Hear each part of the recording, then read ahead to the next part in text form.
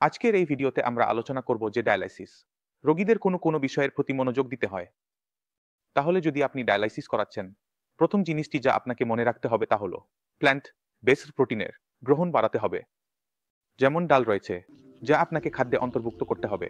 দ্বিতীয় জিনিসটি আপনি কি করবেন? দুধ এবং দুধ থেকে তৈরি আইটেমগুলোকে একটু যোগ করতে হবে। দুধ যা তরল হয়, প্রোটিন কম থাকে, পানির অংশ বেশি থাকে। এখন পানি আমাদের কম সীমায় রাখতে হবে, কারণ ডায়ালাইসিসের সময় এটি বেড়ে যায়। তাহলে আমরা কি করব? আমরা বাড়িতে তৈরি ছানা বা পনির নেব এবং কাঁচা খাব না। আমরা এটিকে রান্না করব, পেঁয়াজ এবং সব সবজি দিয়ে ভাজি তৈরি করব। আপনি চাইলে তার পরোটা খেতে পারেন অথবা রুটির সাথে সবজি খেতে পারেন। আপনি যদি এটিকে সঠিকভাবে খেতে থাকেন, প্রতিদিন খেতে থাকেন, কোনো ফর্মে খেতে থাকেন, তাহলে আপনার শরীরে প্রোটিনের ঘাটতি কম হবে বা থাকবে না।